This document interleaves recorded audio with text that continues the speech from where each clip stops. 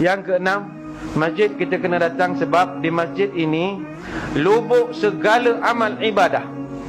Apa ibadat tuan-tuan nak buat? Semua ada dalam masjid sekarang. Tuan-tuan nak buat ibadat apa?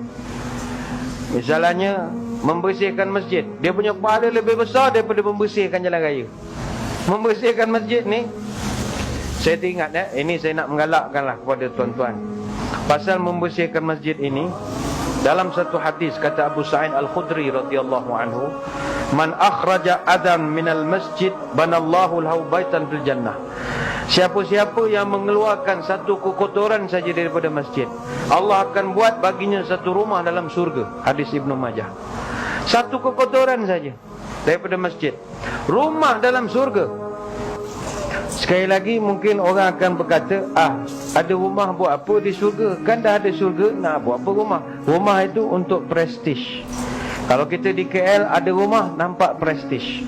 Ataupun tuan-tuan sering buat umrah, sampai orang tanya, ente pergi Mekah duduk hotel mana, package mana? Saya tak duduk hotel, saya ada rumah. Rumah dekat mana? Jabal Sudan ada, Kak Kiah ada. Akan act tu lain sikit lah, ada rumah di Mekah. Ataupun kerap pergi London, you kerap pergi London, duduk hotel mana murah-murah? Saya duduk hotel. Habis duduk mana? Saya ada rumah kat London, kat Bayswater. Bayswater ada rumah, saya ada rumah. Itu baru ada rumah. Bayangkan kalau ada orang rumah, itu lagi act lagi action lagi.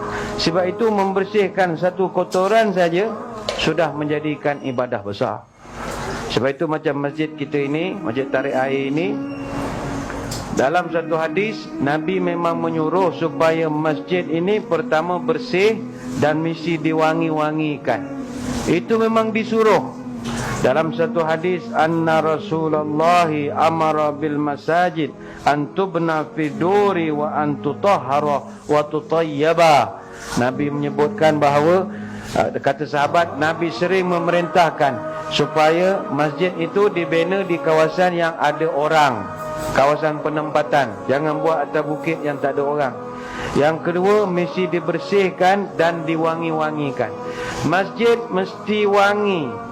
Sebab itu di dalam masjid tak dibenarkan bau-bauan yang mengganggu. Antaranya sigaret tak dibenarkan, sebab baunya mengganggu jemaah yang tidak suka kepada asapnya. Begitu juga durian. Jangan buat pesta durian di masjid. Pesta manggis tak apa, rambutan tak apa, jangan durian. Kecuali durian tu dah tak ada bau, kerana tak semua orang suka kepada bau durian. Ingat, apa saja bau yang tak disukai oleh sesetengah manusia, maka malaikat pun tak akan suka bau itu. Dalam satu hadis Nabi menyebut, fa innal malaikah tata'adza mimma yata'adza minhu banu Adam. Malaikat dia akan terganggu dengan bau-bauan yang mengganggu anak-anak Adam. Hadis Muslim. Sebab itu kalau puan-puan, tuan-tuan datang masjid, bau durian, aduh boringnya. Malaikat pun boring juga. Okeylah, aku pun boring, dia pun keluar. Tak ada rahmat. Puan-puan masuk masjid, bau rokok, sigaret, Marlboro. Wah, bau rokok lah dalam masjid. Malaikat pun sama. Lah, bau rokok, jom balik. Balik, tak ada rahmat hari itu. Sebab itu, masjid mesti sentiasa wangi. Wangi tu pasanglah apa-apa, tak ada masalah. Bohor boleh, MBPO boleh, apa-apalah, asalkan wangi, tidak ada masalah. Teringat saya satu kisah. Ini puan-puan kena ambil pelajaran. Ummu Mahjan. Ummu Mahjan ini dalam kitab Tabaqat Ibnu Sa'ad ada bawakan satu hadis riwayat Imam Muslim. Dia satu hadis berkenaan Imam Bukhari tentang satu orang wanita di zaman Nabi. Dia ni kerja cleaner masjid. Makcik lah cleaner masjid. Jadi satu hari dia meninggal dunia. Para sahabat pun kebumikan jenazah dia. Hari esok Nabi pandang-pandang masjid, Nabi tengok makcik ni tak ada. Lantas Nabi tanya kepada sahabat, mana makcik yang selalu cuci-cuci tu? Macam kat office kan ada cleaner ya. Saya selalu kalau dekat masjid, cleaner tu semua saya panggil dia Nora je semua. Saya tak tahu nama sangat, panggil Nora. Sebab baju dia belakang ada tulis Nora. Saya pun tak tahu Nora tu apa. Syarikat cuci tu agaknya. Terpanggil Nora je lah. Nora ni Nora. Semua Nora je lah saya panggil, senang cerita. Dia pakai baju cleaner tu, pakai Nora mai sini. Jadi Nabi tengok mana pergi cleaner, tak ada. Nabi pun tanya, mana pergi? Dia jawab oleh sahabat, oh dah meninggal ya Rasul. Kami semua dah kumikan dia. Nabi berubah muka. Apasal tak beritahu sama aku? Kata sahabat, ya Rasul, cleaner je pun. Bukannya JK masjid. Bukannya ketua Dewan Muslimat ke, tak ada. Cleaner je. Kata Nabi, walaupun dia cleaner, dia telah buat satu amalan yang begitu mulia sekali. Tunjukkan aku mana kubur dia.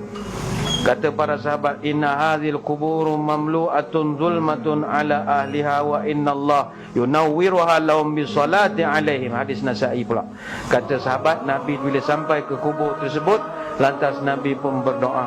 Maka kata Nabi, sesungguhnya kubur ini asalnya gelap, tapi sekarang penghuninya telah diberikan cahaya oleh Allah, kerana aku datang telah mensolatkan kubur ini ataupun jenazah ini. Yang cuci, yang Nabi semayangkan ini, cuci masjid saja. Sebab itu puan-puan khususnya, janganlah ingat kita datang masjid, kemas-kemas cuci-cuci, tak ada besar pahala. Besar pahala di sisi Allah.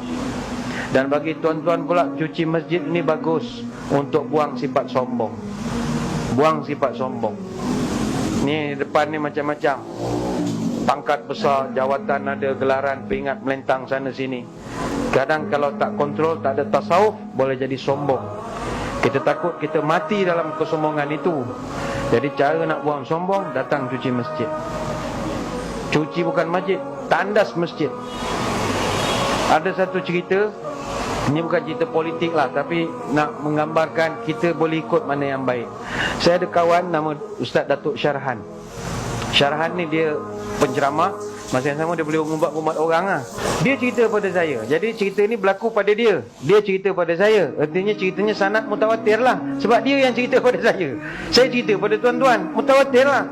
Kata dia panggil saya Bear. Bear tu bukan makna beruang. Bear tu abang. Kan tuan-tuan pelik pula, apa dia panggil beruang kat Ustaz? No, Bear tu abe. Abe dia kata, Bear. Kawan dia kata.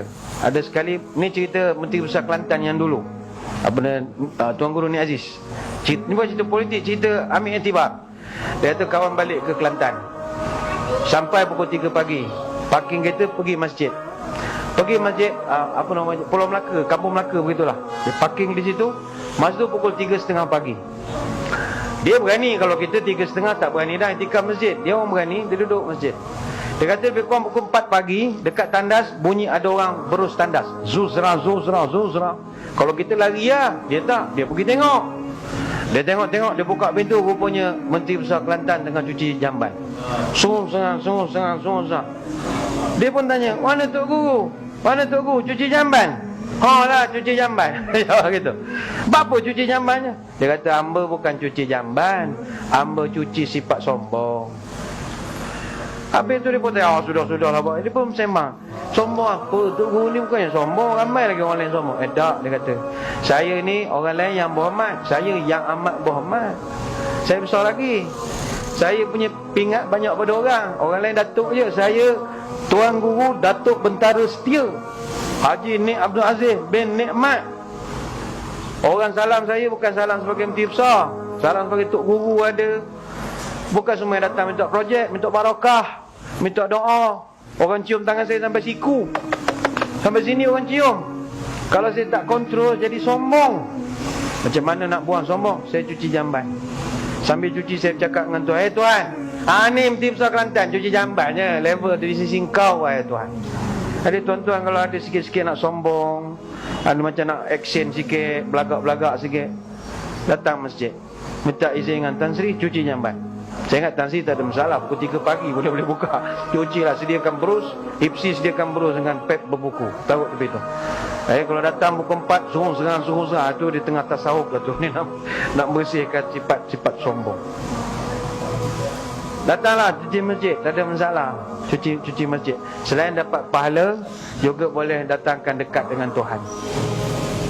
Bayangkanlah jemaah kita daripada luar datang pergi tandas, wah bersihnya macam hotel. Yang bersihkan kita, besar pahalanya mudah-mudahan.